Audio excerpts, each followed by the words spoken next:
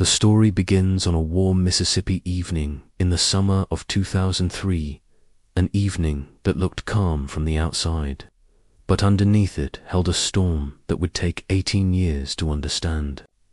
In the small community of Brookhaven, life slowed down after sunset. People locked their shops early, families gathered on porches, and kids chased fireflies with the kind of innocence that made the world feel safe. But on one particular evening, a girl walked into the fading daylight unaware that she would never return home, and that her disappearance would carve a wound into an entire town. Her name was Adria Collins, a 12-year-old middle schooler with a bright smile and a habit of keeping a tiny notebook in her back, writing down everything she found beautiful: sunsets, teachers, jokes, songs she loved, and even strangers' shoes she thought were cool. She wasn't rebellious, she wasn't careless, she was simply a child who trusted the world more than it deserved. On June 14, 2003, Adria left home around 7 p.m. to walk 2 blocks to her best friend's house. It was a routine walk. She had done it dozens of times. Her mother, Renee, called out from the porch, telling her to be home before dark. Adria turned back, waved without words, and kept walking. It was the kind of goodbye no one thinks twice about, till it becomes the last. Minutes passed, then an hour. After darkness settled and Adria didn't return, her mother's worry tightened like a fist. She went to the friend's house. No one had seen Adria all evening. Within an hour, family, neighbors, and local police were searching the streets with flashlights. The air filled with voices calling her name, but even then, no one thought they were dealing with something permanent. Missing children in small communities usually come home. Someone usually knows something. A neighbor sees a car. A dog hears a scream. But that night, Brookhaven stayed silent to silent. By midnight, authorities expanded their search.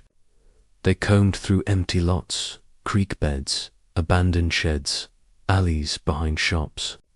Nothing made sense. There were no signs of a struggle. No dropped backpack. No notebook. No drag marks. No tire tracks. It was like Adria had stepped off the road and disappeared into thin air. Detectives eventually found a faint lead. A neighbor reported seeing a white sedan earlier in the evening, driving slowly, almost circling the block. But the description was too vague to build on, and so the case shifted from search to fear. The community began locking doors earlier, escorting children everywhere, and watching strangers differently. People whispered theories, none of which gave comfort. The next morning, the county sheriff's department began treating the case as a likely abduction. Posters went up. Volunteers searched woods and fields. Reporters arrived with cameras. But day after day, nothing changed. There were no ransom calls, no sightings, no communication. The silence was the worst part, that made people imagine the darkest possibilities. And that imagination turned Brookhaven into a town that slept with the lights on. On the 4th day of searching, a deputy discovered a piece of fabric in a wooded area outside town. Parents held their breath. Investigators rushed in, but the scrap turned out to be unrelated. Leads evaporated as quickly as they formed. The woods, ponds, and ditches were searched so thoroughly that locals joked a penny couldn't hide without being found. But Adria remained missing. As weeks passed, the case slipped from shock to sorrow. But for detectives, something else began to set infrastructure. They knew the window for finding a child alive had narrowed to nearly nothing. They also knew that whoever took Adria had vanished with a confidence that suggested experience. Not accident. 3 months after her disappearance, on a humid September afternoon, hunters found skeletal remains near an unpaved access road 20 miles from town. The location was remote, surrounded by tall brush and quiet, as if chosen by someone who knew the land well. Investigators arrived within minutes. They found shreds of clothing, a broken bracelet, and traces of disturbance in the soil. Dental records confirmed what everyone feared. It was Adria. The discovery crushed the town. Candlelight vigils filled the church hall for days. Her mother stopped sleeping. Her classmates left notes and flowers under the school's flagpole. People wanted answers so badly that every rumor sounded believable. But detectives weren't interested in rumors. They wanted proof, and proof was scarce. The medical examiner ruled the death a homicide, but the remains were too decomposed to reveal a clear cause. There were no weapons, no identifiable injuries, no fibers that could be traced, no fingerprints. The scene offered one thing: DNA from an unknown male left on a piece of clothing. It wasn't much. In 2003, DNA technology was nowhere near today's sophistication. All they could do was preserve the sample and pray the killer would turn up in the system. But he didn't. The DNA didn't match any local offenders. It didn't match any state offenders. It didn't match any known database profiles. And detectives had nothing else, no credible tips, no witnesses, no suspicious behavior that stood out, no patterns. It was like the suspect walked through the cracks of the world and left no shadow. Years began to pass. The file grew thick. New detectives took over. Old detectives retired. Each one spent weeks reviewing the case, chasing dead ends, revisiting theories, questioning people who barely remembered 2003. Some believed the abductor was a passerby, someone who quickly snatched Adria and left town.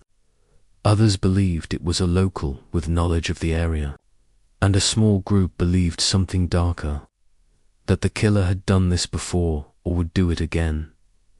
Every detective wished for a smoking gun, but all they had was DNA frozen in storage. By 2010, the case was losing momentum. Families who once prayed for justice started expecting disappointment. Only Adria's mother kept pushing, calling detectives, attending meetings, refusing to fade into grief. She said she wouldn't allow her daughter's memory to become paperwork, stored in a cold cabinet. Her persistence kept the case alive. And eventually, technology began catching up to what detectives wished they'd had years earlier. Around 2015, a new wave of forensic tools emerged: more sensitive DNA analysis, probabilistic genotyping, and improved methods for extracting degraded samples. Still, the department didn't have the budget to retest everything immediately. They waited for grants, approvals, and timing. Finally, in 2021, a newly assigned detective named Jordan Pollock pulled the old sample for retesting. He believed the case was solvable not because of hope, but because science had changed. He knew what older investigators didn't. DNA that once looked incomplete might now reveal a profile strong enough to identify someone. He submitted the evidence for advanced testing.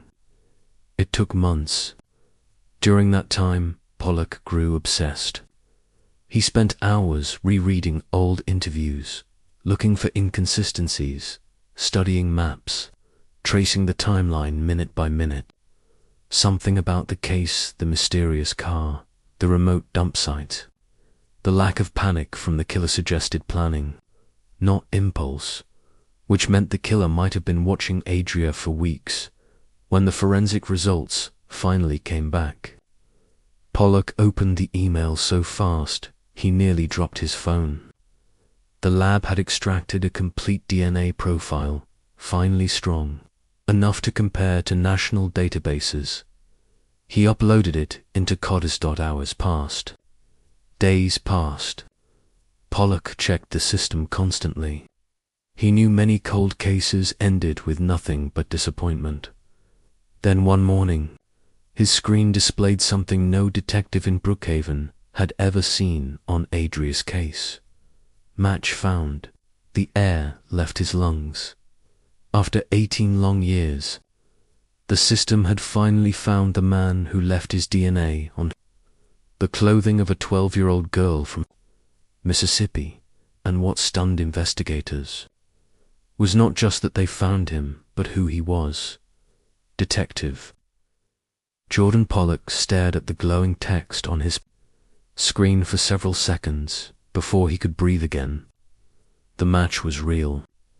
After 18 years, the system finally recognized the profile that had stayed silent since 2003.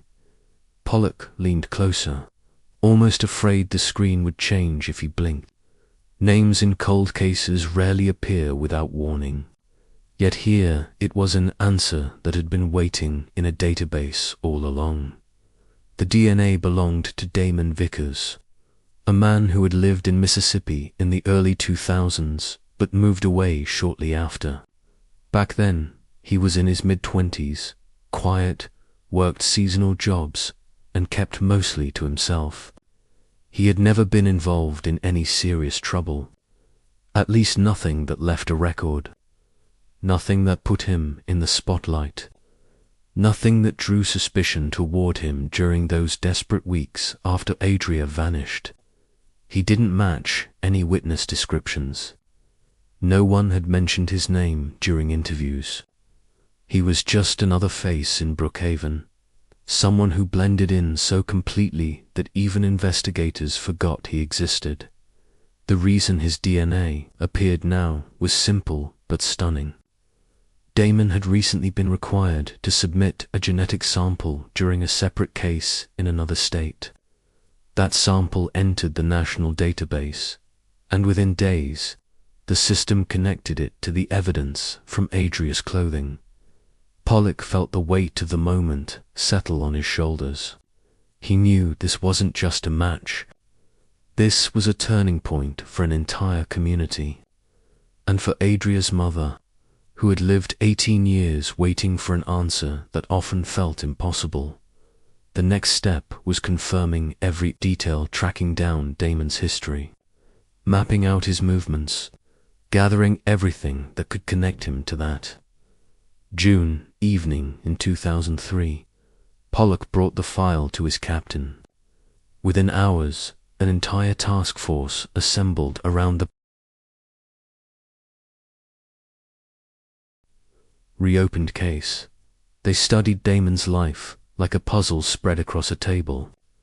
He had grown up 30 minutes north of Brookhaven, worked part-time in construction, had a circle of friends who described him as polite and quiet. He left Mississippi in late 2003, shortly after Adria was found, and moved between states for various jobs. Nothing about him stood out as unusual. Yet the DNA didn't lie. It placed him directly at the scene of the crime. It tied him to the fabric preserved all these years.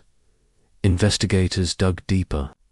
They traced old records, contacted anyone who knew him, pulled archived traffic citations, local business logs, and employment files. Slowly, the image of Damon's movements around that time formed into a map. And one detail made Pollock stop on the very day Adria disappeared. Damon had been working at a job site only 2 miles from the neighborhood she walked through. This wasn't coincidence. This wasn't chance. This was presence. Pollock felt a tightness build inside him as he traced the route Damon might have taken that evening. It aligned with witness statements about the slow-moving white sedan.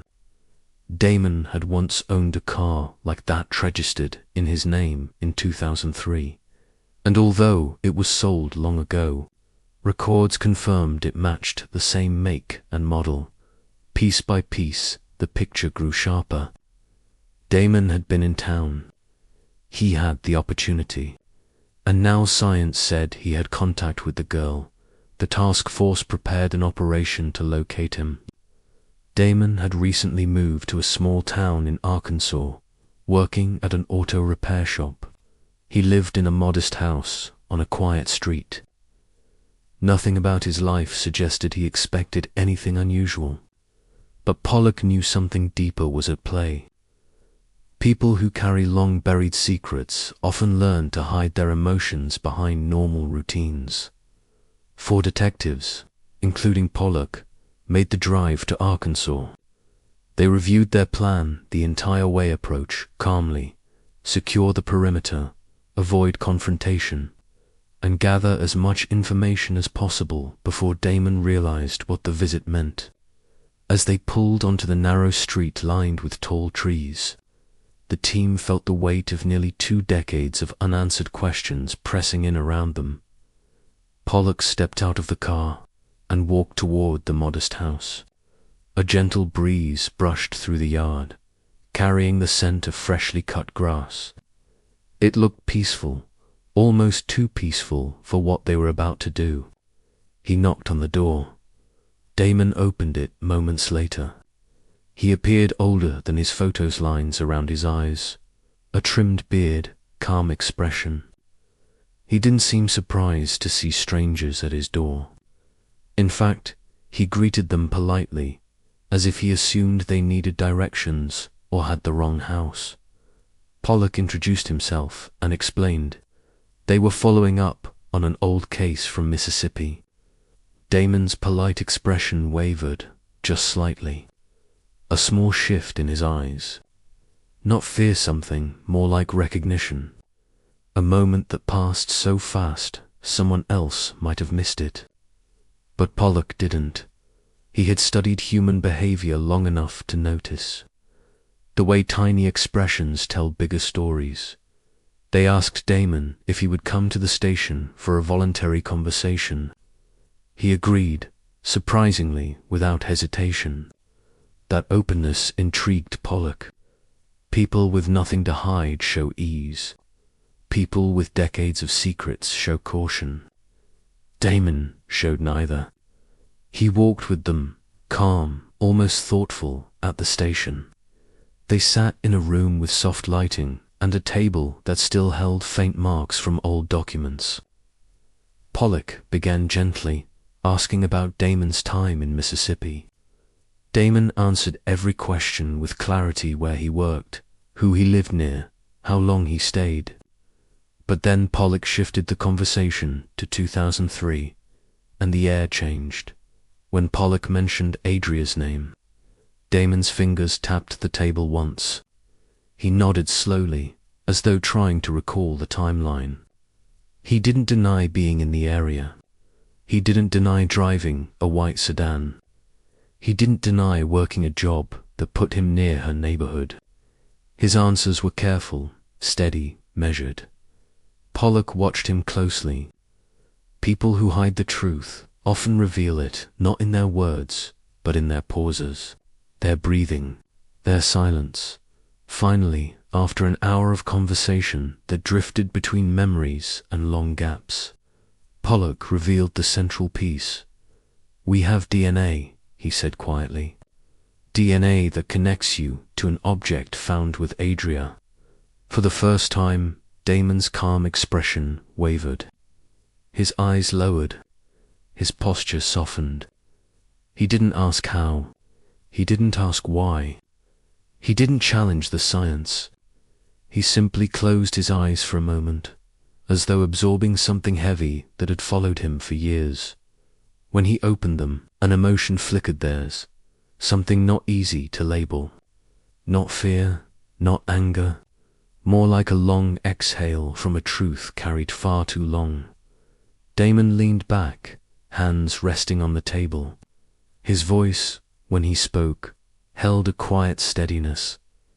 "I always knew one day someone would come." Pollock didn't say anything. He let the moment breathe. Damon continued, speaking slowly, as though every word pulled a memory from deep inside. It was supposed to be an ordinary day. Work, drive home, nothing different. But I drove through that neighborhood, and she was there, walking alone. I remember thinking she looked lost. Pollock listened with silent focus, giving Damon the space to continue without pressure. I stopped the car. I asked if she needed help. She didn't trust me at first. She stepped back. I should have driven away. I should have minded my own business. But something made me stay. I don't even know why. The room stayed quiet. Even the air seemed still. Damon's voice softened. She was kind. She told me she knew where she was going. She smiled once, just a small smile, and I remember thinking, she reminded me of someone from my own childhood. He paused again, swallowing lightly. I didn't hurt her, he said, voice steady but quiet. But I was the last person to see her, and I didn't come forward. I didn't tell anyone she spoke to me, because I got scared. I thought people would blame me, and when they found her later, when everyone searched, I knew saying something then would make it worse. So I stayed silent, and that silence followed me for years. Pollock studied him carefully. Damon's confession wasn't the confession they expected. It carried emotion, but not simplicity. It held truth, but also questions.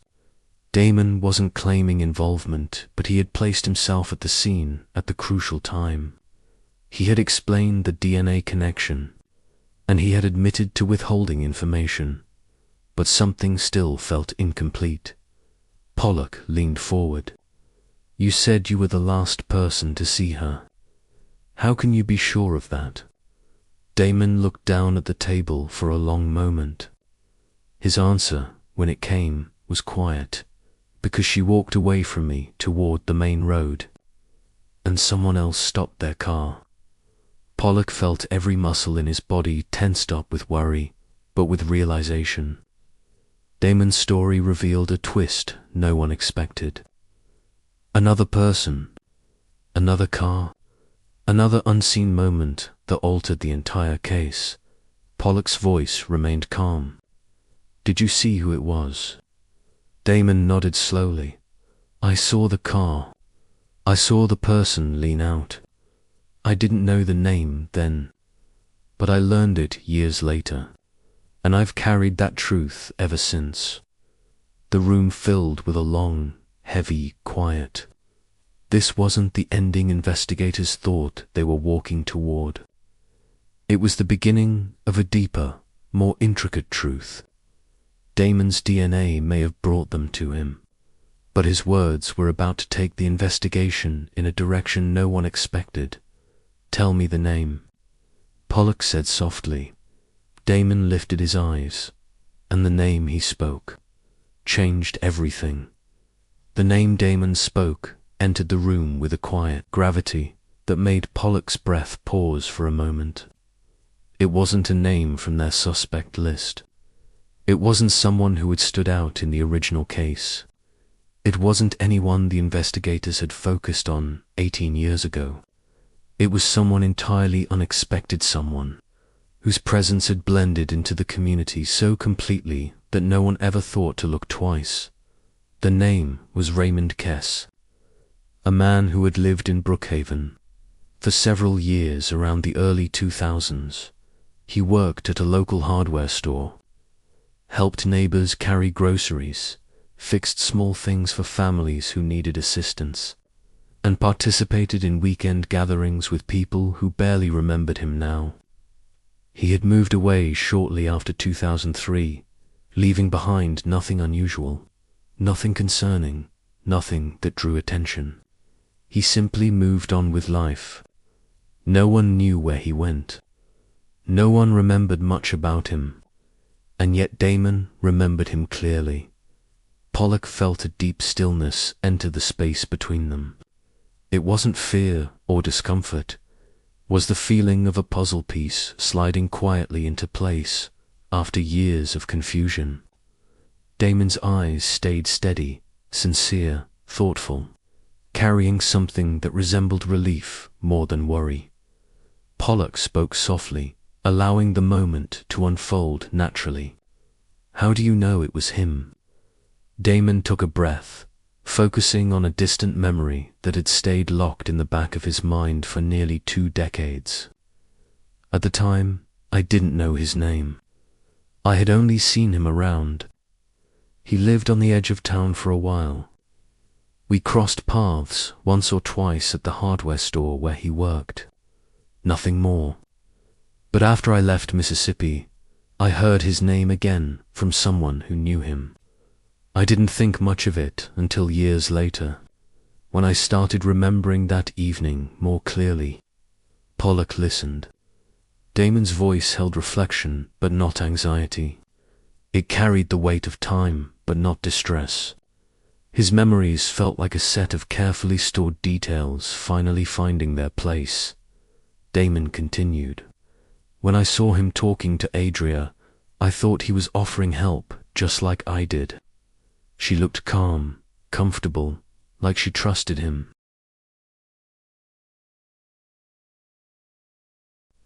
It didn't seem unusual. He leaned out the window, spoke to her gently, and she walked toward him. She even lifted her hand slightly as if greeting him. She didn't look uncertain. She didn't look worried. She simply walked toward someone she recognized. Pollock stayed silent. Damon's words painted a picture that felt almost peaceful, a moment without any sense of threat. A moment shaped by the trust of a young girl who believed the world around her was kind. That trust, pure and hopeful, created the emotional pull in Pollock's chest as he listened. Damon continued. "When she stepped closer to his car, I thought she was asking for directions or catching a ride home. She didn't hesitate. She didn't look back at me. She simply walked toward him like she knew him from the neighborhood. It seemed natural. I didn't think anything unusual was happening." Pollock felt something shift inside him as Damon spoke. Human memory is complicated, shaped by emotion and hindsight. But Damon's account felt sincere and honest recollection, with no trace of harmful intent. And yet, the quiet detail he gave held a depth that changed. The course of the investigation, he had seen the last person who interacted with Adria. He had seen the final moment that shaped the next 18 years. Pollock asked softly, "Why didn't you say anything earlier?" Damon lowered his gaze for a long moment. His voice when he spoke stayed calm, reflective. "Because I convinced myself it couldn't matter. I didn't see anything unusual. I didn't see anything that felt wrong. I thought going forward with information so small would only confuse things. But as years passed, that moment stayed with me. Not because it felt frightening, but because it felt unfinished. And that feeling never left." Pollock nodded slowly. Damon wasn't trying to escape responsibility. He was carrying a memory that lingered across time, waiting for a moment where truth finally found room to breathe. Pollock left the interview room and met with his team. They knew the next steps had to be deliberate. They needed to find Raymond. They needed to confirm his history, his movements, his connections. And they needed to understand exactly where he was during those decisive weeks of 2003. Locating him wasn't simple. He had moved often, lived in different states, changed workplaces several times. But investigators followed each trail patiently. Small details in past addresses led to old workplace documents. Old workplace documents led to social records. And finally, social records led to a small address in Missouri, a quiet home on a curved street lined with maple trees. The team traveled there, carrying nearly 2 decades worth of unanswered questions. Pollock felt a calm determination in his chest as they approached the house. Time changes many things, but truth often waits with surprising patience. They knocked on the door. A man in his late 50s answered. His hair had grayed, and his posture carried the slow composure of someone who spent years living a calm, ordinary life. His expression remained gentle, warm, welcoming. He didn't show confusion or worry. He simply asked how he could help. Pollock introduced himself and explained they were revisiting an old case from Mississippi. Raymond listened politely, nodding with thoughtful attention. When Pollock mentioned Adria's name, Raymond's eyes softened, not in alarm, but in recognition. A kind of recognition that held no discomfortingly memory. He spoke quietly. I remember her. She lived near one of the neighborhoods I used to drive through. She was friendly, always waved to people on the street. Pollock felt a warmth of sincerity in his tone. Raymond didn't seem bothered by the questions. If anything, he seemed grateful for the chance to talk about something that he clearly remembered fondly. They asked him to come to the local station for further conversation. He agreed without hesitation. Inside the interview room, Raymond sat with gentle composure. He recounted the past with remarkable clarity, his work schedule, his route home, the people he knew. When Pollock asked about the June evening in question, Raymond nodded slowly, closing his eyes for a moment as he recalled it. I saw her walking by the road, he said softly. I recognized her from the neighborhood. She waved. I stopped to ask if she needed anything. She told me she was almost home. I offered to drive her the short distance, but she said she preferred to walk.